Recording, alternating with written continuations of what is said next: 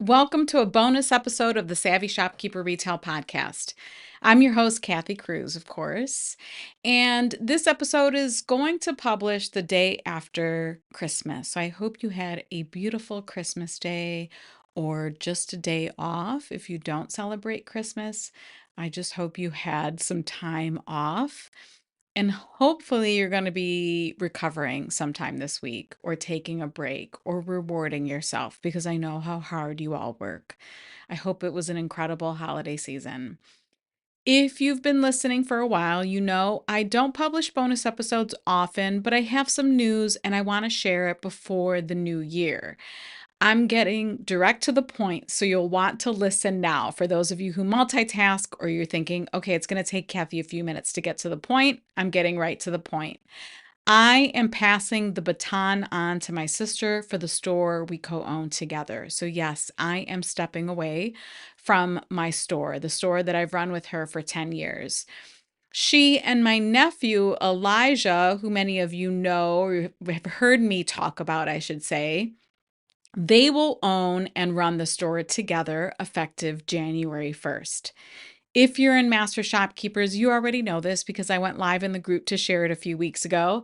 And if you follow me on the Salvage Boutique and on our social media accounts, or if you're on our newsletter, I know some of you get our newsletter, then you most likely already know this too, because of course I announced it to our customers and our followers and our email subscribers a couple weeks ago.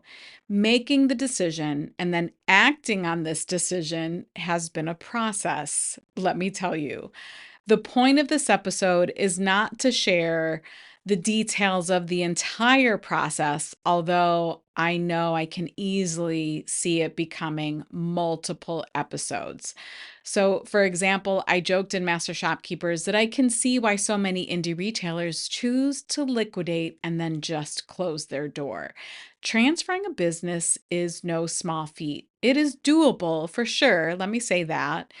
But it does involve quite a bit of work and effort. Of course, I have been documenting all of this along the way so that I can share it with some of you who are considering this process for yourself, or maybe you're considering selling and then retiring, whatever it may be.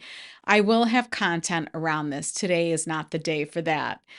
Today, I would like to share some of my why because I know fear and the unknown can keep us from doing so many things in life.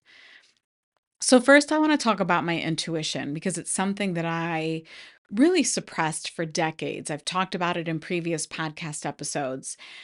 I have been working since I was 13 years old.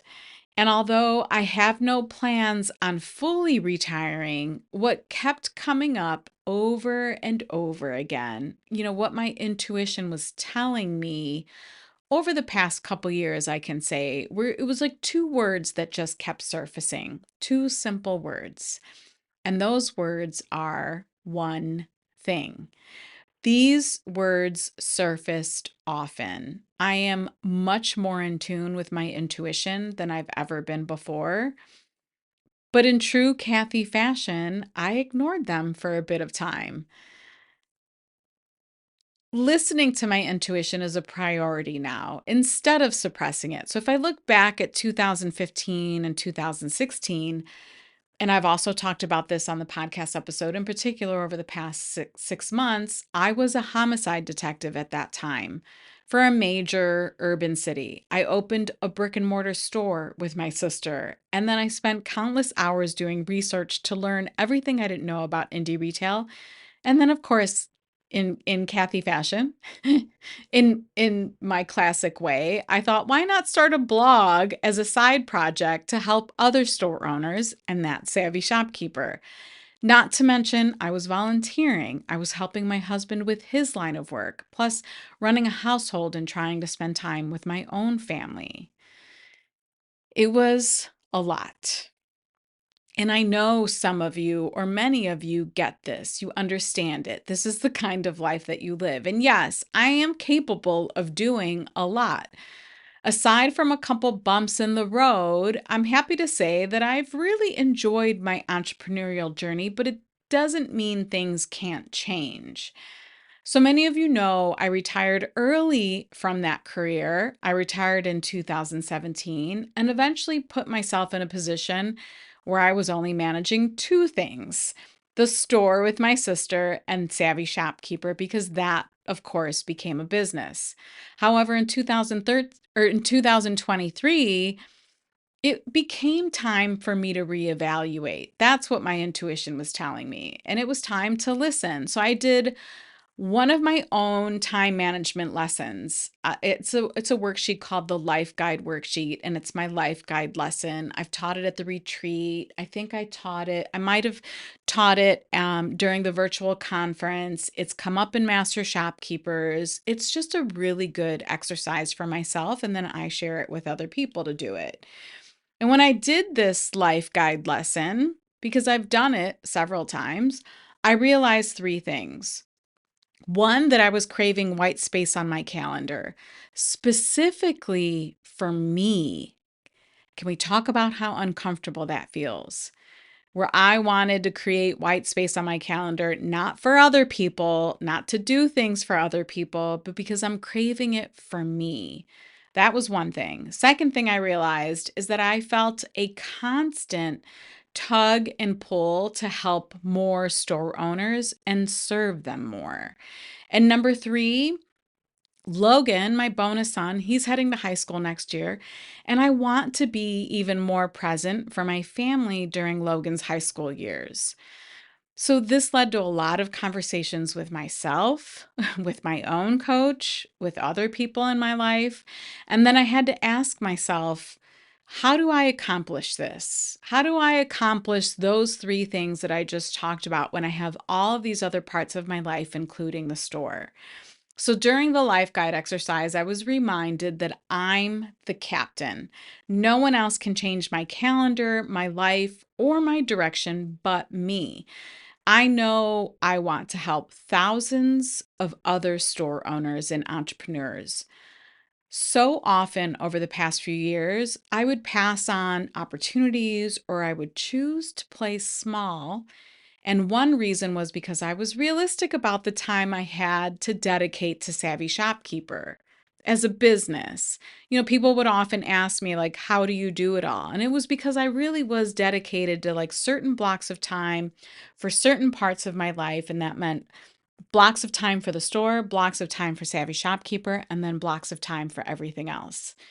And I committed to that, but it felt suffocating in a way because I wanted to do so much more with Savvy Shopkeeper. So I don't want to do that to myself anymore. I often want the best effort for my master shopkeepers, or I should say, I often want the best effort from my master shopkeepers group members and students who attend like the virtual conference or who are at the retreat and listening to me teach. I also want the best effort from my clients, but that means I should also give them the best of me. I feel a calling to provide all of you with a better experience. You deserve a better me, a more focused me, a more professional me. And this isn't a judgment of my past me either. I think that's important to say that. In fact, I'm proud of what I've created and how I have served and seeing the results in store owners that I work with.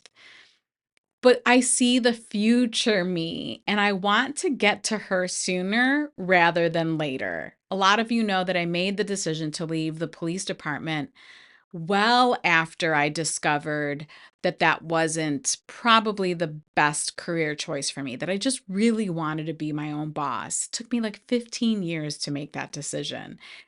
And this time it took me like 2 years to make this decision. So I am listening to myself a bit more than I did in the past.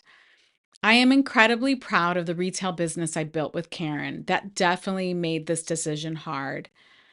But I'm incredibly happy that she and Elijah are keeping it alive, that they'll make it their own, and they have a beautiful and solid foundation to continue to build that business on.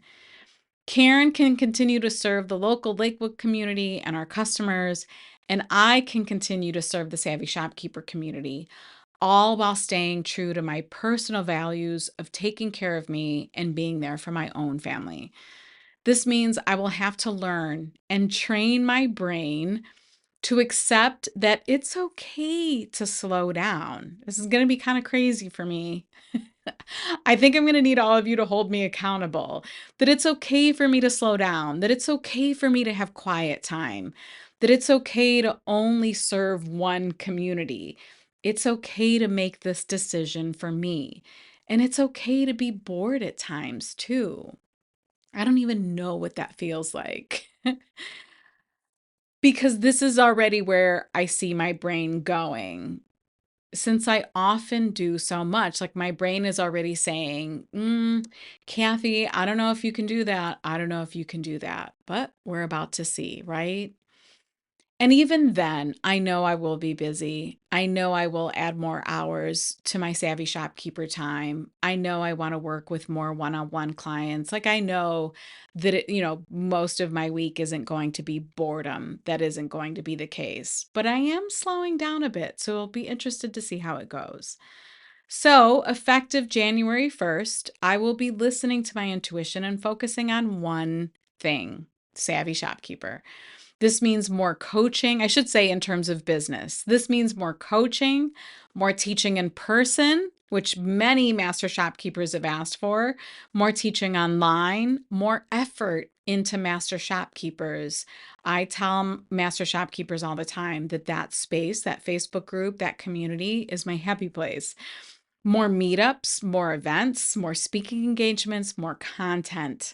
And then I have a couple of really special projects that I'm working on. Two in particular that I want to accomplish in 2024. So, all that to say, thank you for listening to this bonus episode. I really appreciate it. It was a little bit longer than I planned, but I think it's important for me to tell all of you where I am on my journey. I think it was important to share it in Master Shopkeepers before I went public with it.